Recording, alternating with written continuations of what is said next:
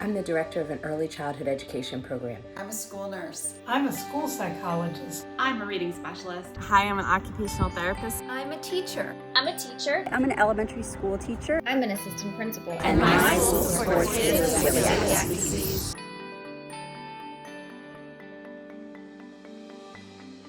Learning environment professionals must often simultaneously manage and provide accommodations for students with a variety of health conditions, including celiac disease. This brief training video outlines key strategies to methodically provide for a safe learning environment for a child with celiac disease. At the end of this video, viewers will be able to understand the process to develop a 504 plan or other type of management plan for a child with celiac disease. Explain how to identify specific roles for different members of the school health team, and identify at least 2 solutions to misunderstandings that may occur for a child with celiac disease in a learning environment. Let's get started. Hi, I'm Minty McCartan with School Health Services in Montgomery County, Maryland. Our school nurses partner with students and families to develop and communicate a plan that supports students and their health needs in the school setting. This plan includes educating teachers and staff about celiac disease, how to avoid using gluten learning activities, the importance of hand washing, and what to do if a student has signs and symptoms of a gluten exposure. The 2020 Voluntary Recommendations for Managing Celiac Disease in Learning Environments is more than just a document with accommodations for children with celiac disease. It's also a guide and resource document that provides individual checklists and materials for learning environment staff to effectively execute celiac disease management plans. Fully understanding celiac disease and the gluten-free diet takes time and strong partnerships between learning environment staff, medical providers, parents and guardians, and the children with celiac disease. The hope is that this video training series and the accompanying resource materials will provide the tools to build these relationships and pave the way for a fulfilling school year for everyone involved. So how do we get there? The general path to a successful celiac disease management plan looks something like this. The child receives a diagnosis of celiac disease from a medical provider. The parents inform the school or other learning environment of the diagnosis by providing a letter signed by the medical professional documenting the date of diagnosis and individual needs of the child. In a public school, a 504 plan eligibility meeting is scheduled to document that the child is eligible for a 504 plan. In a private school, daycare, or other learning environment, a process should begin to develop the type of plan used by that individual institution. Members of the school health team should be assigned roles to manage the child with celiac disease. In partnership with the parents or guardians, a 504 plan or accommodation plan should now be developed by the school health team. This team may include the school nurse or health aide, school administrator, primary teacher, school counselor, and the food service provider. It may also include other staff who play a large role in managing the child with celiac disease.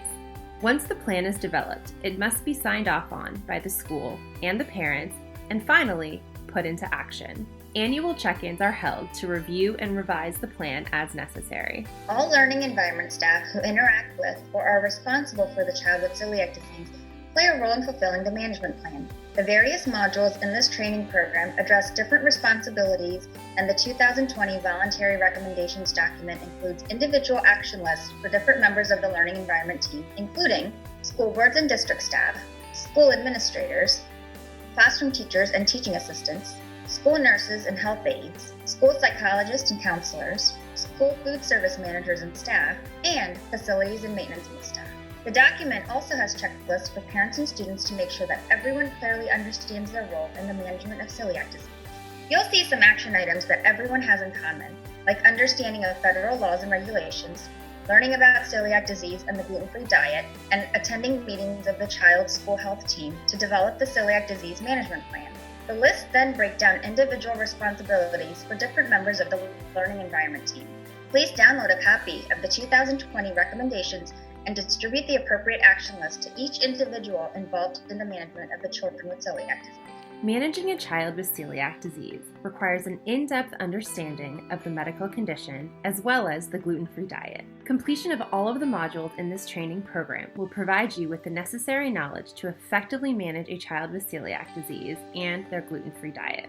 We can all agree that every school wants children to have the best educational experience possible.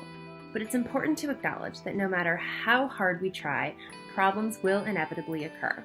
Ahead, we will present some common misunderstandings that occur for children with celiac disease in the school setting, as well as some simple ways to overcome or prevent the issues.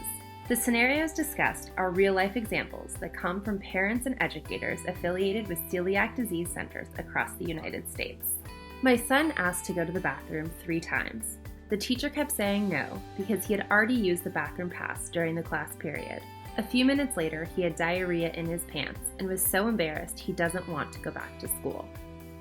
Kids with celiac disease often have many urges to use the bathroom after gluten exposure. They may need to use the bathroom multiple times in a short period of time. By allowing them access to the bathroom and school health personnel, you will reduce the chance of an accident and long-term embarrassment for the child. It's also important to have a communication plan for substitute teachers so they're aware of special needs for students with celiac disease.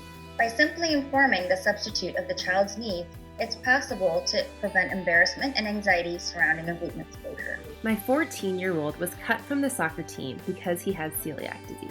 The coach said to me on the phone that my son just isn't as strong as the other kids because he can't eat gluten. If he just wasn't the best, I'd understand, but how does the absence of gluten make him weak?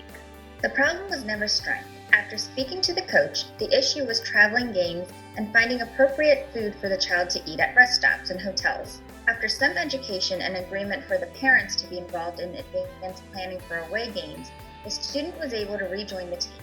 My daughter's school said she doesn't need a 504 plan because they are experts at managing kids with food allergies. But last week during lunch, they fed her regular pizza and she was sick for days. I don't want to offend anyone, but I think something has to change.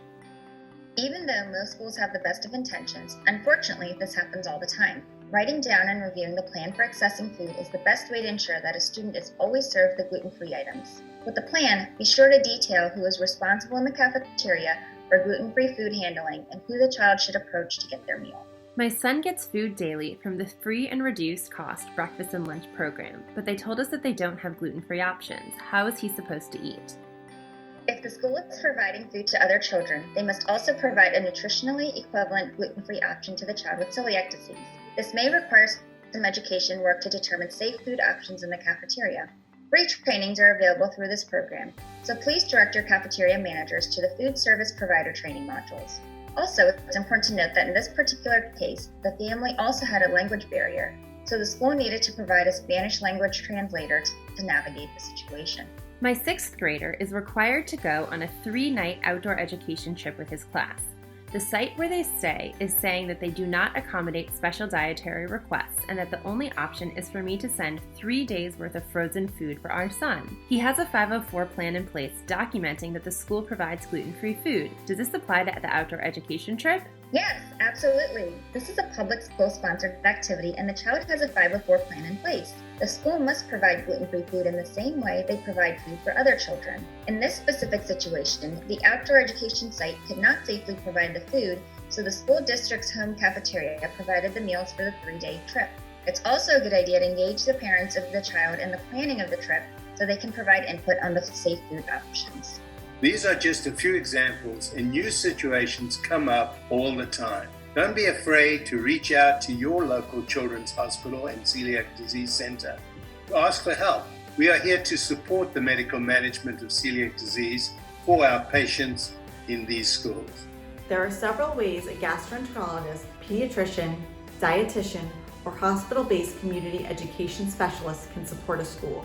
We can offer training on celiac disease, help evaluate the symptoms of a child who has been exposed to gluten, answer questions surrounding the gluten-free diet, and be a moderator when conflict arises between families and schools.